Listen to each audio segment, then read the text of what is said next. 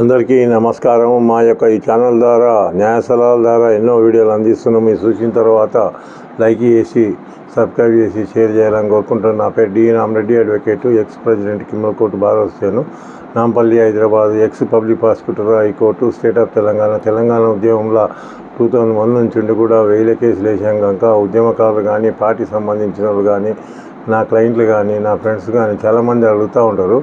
ఈ మధ్యకాలంలో ఎందుకంటే క్రిమినల్ లా మొత్తం చేంజ్ అయిందంట కదా సార్ అని చెప్పేసి అడుగుతూ ఉంటారు. క్రిమినల్ లాలో మెయిన్ 3 ముఖ్యమైనవి అనమాట. అవి ఎందుకంటే ఇంతకుముందు ఏదైతే ఐపీసీ కానీ, ఇండియన్ పెనల్ కోడ్ అనేది, criminal procedure code, Indian evidence act, ఈ 3 కూడా చట్టాలు సెంట్రల్ గవర్నమెంట్ 2023లోనే పార్లమెంట్ పెట్టి బిల్లు పాస్ అయిన తర్వాత ఆ బిల్లును రాష్ట్రపతి ఆమోదం పొందిన తర్వాత అది అమలు అయ్యకం మటుకము జూలై 24 నుంచి అమలు అవుతూ ఉన్నాయి.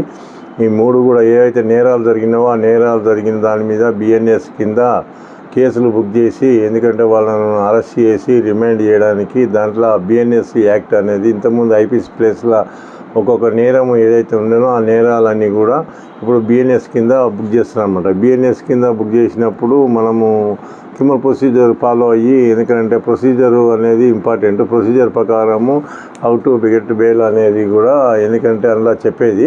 ఇప్పుడు బిఎన్ఎస్ఎస్ కింద మనము ప్రొసీజర్ ఫాలో అయ్యి హౌ టు గెట్ బెయిల్ అనేది కానీ, డిశ్చార్జ్ కానీ, trial, how to conduct trial కానీ, ఇవన్నీ కూడా బిఎన్ఎస్ఎస్ కింద ఫాలో అవుతాయి అన్నమాట. బిఎస్సి అనేది సపోర్టింగ్ అనమాట, ఎవిడెన్స్ యాక్ట్. ఇది సివిల్లో కూడా సపోర్ట్ చేస్తుంది.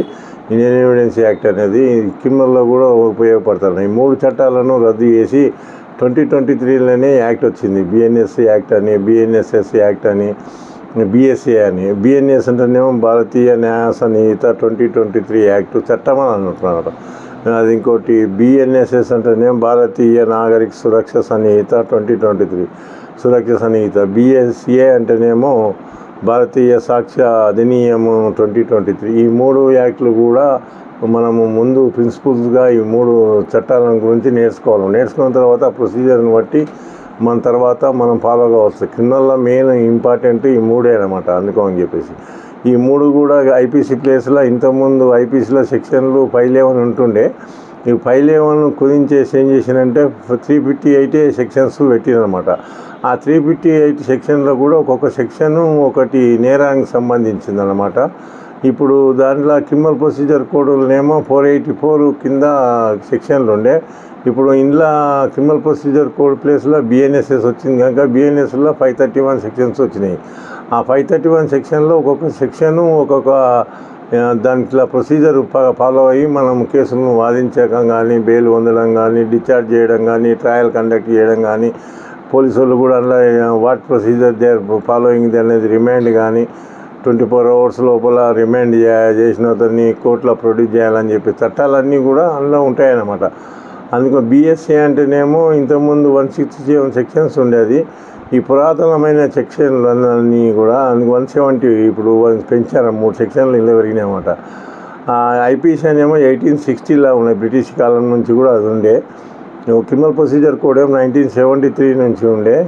ఇది ఇండియన్ ఎవిడెన్స్ యాక్ట్ ఏమో 1872 అనమాట. ఈ 3 చట్టాలు కూడా రద్దు అవ్వడం వల్ల ఇప్పుడు ఎందుకంటే చాలామంది కూడా సెంట్రల్ గవర్నమెంట్ 2023లోనే నోటిఫికేషన్ ఇచ్చేసి అమలు చేసుకోమట్టుకోము 2024 నుంచి జూలై 1 నుంచి అమలు అవుతూ ఉన్నాయి.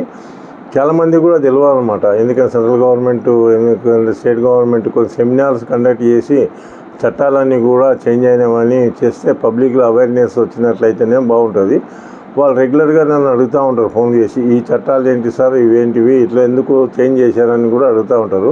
అవి పురాతనమైన చట్టాలు కనుక కొంచెం రివ్యూ చేసి కొన్ని చట్టాలు ఎందుకంటే పకడ్బందీగా చేసి ఇంతకుముందు ఐపీసీలో ఉన్న 511 సెక్షన్స్ కూడా ఎందుకంటే అవన్నీ కుదించేసేసి 358 సెక్షన్ కిందనే శిక్ష ఎందుకంటే కఠినంగా చేసి సెక్షన్లు. ఎందుకంటే ఈ మధ్యకాలంలో క్రిమినల్స్ ఎక్కువైపోయి సైబర్ క్రైమ్ కానీ, మిగతా క్రైమ్ కానీ, చిన్నపిల్లల మీద మానభంగ కేసులు కానీ, మహిళల మీద అటాక్ కానీ, ఇవన్నీ కూడా అన్ని రాష్ట్రాలలో జరుగుతున్నాయి. అవన్నీ పరిశీలించిన తర్వాత కొన్ని బిఎన్ఎస్ కింద కొన్ని సెక్షన్స్ కఠినంగా చేసి బెయిల్ పొందకుండా వాళ్ళ లోపలనే పెట్టేసి ట్రయల్ చేయాలని చెప్పేసి కూడా కొన్ని చట్టాలు చెప్తూ ఉన్నాయి. అందుకని నేరం నుంచి తప్పించుకున్న వాళ్ళు ఎందుకంటే సేమ్ అవి రిపీట్గా అవే సెక్షన్లు చేస్తున్నారు కనుక అటువంటి వాళ్ళకు ఇవన్నీ సెక్షన్లు కూడా కఠినంగా ఉపయోగపడతాయి అన్నమాట. అందుకోసం గమనించుకోవాలి మీరు. ఎందుకంటే చాలామంది కూడా నాకు ఫోన్ చేసి అడుగుతూ ఉంటారు, పోలీసు వాళ్ళు అరెస్ట్ చేసింది సార్, 24 hours లోపల ప్రొడ్యూస్ చేయలేదు సార్, 2 రోజులు అయింది, 3 రోజులు అయింది, పోలీస్ స్టేషన్లో ఉన్నారని. ఈ ప్రొసీజర్ ప్రకారం ఏంటంటే మీరు ఎప్పుడైనా కూడా పోలీసు వాళ్ళు అరెస్ట్ చేసినప్పుడు 24 hours లోపల వాళ్ళ కన్సర్న్ మేజిస్ట్రేట్ ముందర ప్రొడ్యూస్ చేయాలన్నమాట. ఈ సెక్షన్ ఇంతకుముందు 167 చెప్పేది, ఇప్పుడు 187 అనమాట. ఇప్పుడు 187 BNSS యాక్ట్ కింద భారతీయ నాగరిక సురక్ష సంహిత 2023 చట్ట ప్రకారము వాళ్ళు పోలీసు వాళ్ళు అరెస్ట్ చేసిన వ్యక్తిని 24 గంటల లోపల కన్సర్న్ మేజిస్ట్రేట్ వాళ్ళకైతే ఏదైతే జ్యూరిడిక్షన్ పోలీసు వాళ్ళు అరెస్ట్ చేస్తారో ఆ పోలీసు వాళ్ళు ఏం చేయాలంటే 24 hours లోపల జనరల్ డైరీలో ఎంట్రీ చేసి, పోలీస్ స్టేషన్లో జనరల్ డైరీ అని ఉంటుంది, ఆ జనరల్ డైరీలో ఎంట్రీ చేసి తర్వాత కన్సర్న్ మేజిస్ట్రేట్ ముందర ప్రొడ్యూస్ చేయాలి. ప్రొడ్యూస్ చేసే కన్సర్న్ మేజిస్ట్రేట్ ఏం చేస్తాడంటే 15 daysకు మించకుండా వాళ్ళు రిమైండ్ చేయడానికి ఆస్కారం ఉంటుంది. అతనికి అరెస్ట్ చేసినప్పుడు కూడా ఆ కాపీ ఇవ్వాలి. ఈ కాపీ రిమైండ్ చేసినప్పుడు కాపీ ఇవ్వాల్సి వస్తుంది. వాళ్ళ కానీ అలా ఫ్రెండ్స్ కానీ రిలేటివ్స్ కానీ, ఎందుకంటే వాళ్ళ యొక్క మొత్తం పేరెంట్స్ ఎవరైనా ఉంటే కూడా పేరెంట్స్ కానీ ఈ కాపీ ఇచ్చేసిన తర్వాత మీ వాళ్ళని అరెస్ట్ చేసినామని చెప్పేసి పోలీసు వాళ్ళు 24 hours లోపల కాపీ ఇవ్వాల్సి ఈ చట్టం చెప్తున్నాడు. 187 BNSS ప్రకారము అరెస్ట్ చేసిన 24 గంటల లోపల కన్సర్న్ మేజిస్ట్రేట్ ముందర ప్రొడ్యూస్ చేయవలసి వస్తుంది. అది చేయని పక్షంలో ఉంటే మీరు కన్సర్న్ మేజిస్ట్రేట్ ఎవరైతే ఉంటారో అక్కడికి పోయి కంప్లైంట్ ఇచ్చినట్లయితే జడ్జి గారి దగ్గర సర్చ్ ప్రొసీడింగ్స్ ఫాలో అయ్యి ఆ పోలీస్ స్టేషన్కు నోటీసు కూడా ఇచ్చి సెర్చ్ చేయమని చెప్పేసి అడ్వకేట్ కమిషన్ కూడా అపాయింట్ చేస్తారనమాట. ఇవన్నీ కూడా కొంతమంది ఇన్వెస్టిగేషన్ కంప్లీట్ కాదని చెప్పేసి వాళ్ళని పోలీస్ స్టేషన్లన్నీ తిప్పుతూ ఉంటారు. అది పద్ధతి కాదనమాట. అది ఎందుకంటే రూల్స్, ఎందుకంటే పద్ధతి ప్రొసీజర్ అన్నీ కూడా 187 కింద చట్టం ఏం చెప్తుందంటే 24 గంటల లోపల ప్రొడ్యూస్ చేయాలన్నమాట. ఈ చట్ట ప్రకారం ఇలా కొన్ని కేసులు ఉంటాయి. 7 years బిలో ఉన్నట్లుంటేనేమో 60 days, వాళ్ళ 7 years అబవ్ ఉన్న పనిష్మెంట్లన్నీ కూడా 90 days అనమాట. ఆ 60 days లోపల 90 days లోపల ఇన్వెస్టిగేషన్ కంప్లీట్ కాకపోతే జడ్జి గారు ఎందుకంటే బెయిల్ ఇవ్వడానికి అధికారం ఉంటుంది అనమాట.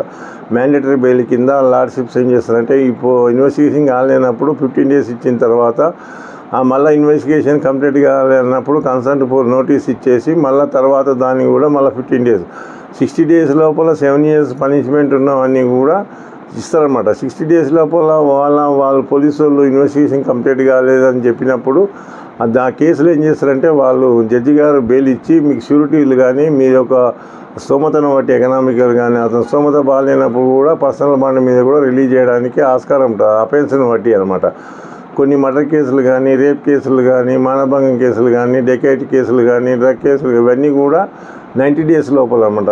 లైఫ్ ఇంప్రిజన్మెంట్ ఉంటే కనుక ట్రయబుల్ బై సెషన్ కనుక అందులో ఇన్వెస్టిగేషన్ కంప్లీట్ కాలేదంటే 90 days లోపల ఛార్జ్షీట్ వేయలేదంటే వాళ్ళు ఎందుకంటే జడ్జి గారికి బెయిల్ మ్యాండేటరీ బెయిల్ ఇవ్వడానికి ఆస్కారం ఉంటుంది. మీరు 187 కింద మీరు పిటిషన్ వేసుకున్నట్లయితే జడ్జి గారు వాళ్ళను ఎందుకంటే బెయిల్ ఇచ్చేసి షూటీలు పని చేయమంటాడు. అతని పరిస్థితి బాగాలేనప్పుడు అతని దగ్గర డబ్బులు లేవు అనుకున్నప్పుడు అతను ఎందుకంటే మీరు రిక్వెస్ట్ చేసినట్లయితే మిమ్మల్ని పర్సనల్ బాండ్ మీద కూడా రిలీజ్ చేయడానికి ఆ మేజిస్ట్రేట్కు అధికారం ఉంటుంది అనమాట, పవర్ ఉంటుంది అనమాట. ఈ 187 BNSS యాక్టు ఎందుకంటే ఇంతకుముందు 167 ఫాలో అయ్యేది. చట్టాలు చేంజ్ అయినాయి కనుక చట్ట ప్రకారము మనము మళ్ళీ ఏ సెక్షన్ అయితే చేంజ్ అయినామో ఆ సెక్షన్లన్నీ కూడా సేమ్ ప్రొసీజర్ కనుక సెక్షన్ డిఫరెన్స్ ఉంటుంది కనుక 167 ఉన్నది ఇప్పుడు 187 అయింది. అందుకని ఈ చట్టం 187 ప్రకారము మీరు పిటిషన్ పెట్టుకున్నట్లయితే జడ్జి గారు 60 days లోపల వాళ్ళు జైల్లో ఉండి బెయిల్ పొందినట్లయితే మీ జడ్జి దగ్గర ఇన్వెస్టిగేషన్ కంప్లీట్ కాలేదు సార్ అన్నప్పుడు జడ్జి గారు విచారించేసి ఆ కేసును పరిశీలించిన తర్వాత అతన్ని రిలీజ్ చేయడానికి కూడా ఆస్కారం ఉంటుంది. ఈ చట్టం చెప్తుంది అన్నమాట. ఈ చట్ట ప్రకారము అనేది కూడా చట్టం అనేది చాలా అందరికీ కూడా ఇంపార్టెంట్ ప్రొసీజర్. న్యాయము, ధర్మము, చట్టం ప్రకారమే ప్రతి ఒక్కరు కూడా ఫాలో కావాల్సి వస్తుంది. ఈ చట్ట ప్రకారమే అడ్వకేట్లు కానీ, పోలీసు వాళ్ళు కానీ, జడ్జెస్ కానీ, న్యాయమూర్తులు కానీ, లార్డ్షిప్స్, అడ్వకేట్ మొత్తం కూడా ప్రొసీజర్ ఆఫ్ లా చాలా ఇంపార్టెంట్. ప్రొసీజర్ లా ప్రకారమే ప్రతి ఒక్కరు ఫాలో కావాల్సి వస్తుంది. ఎందుకంటే భారతదేశం 29 రాష్ట్రాలలో కూడా ఈ 3 యాక్టులు అనేది చాలా ఇంపార్టెంట్.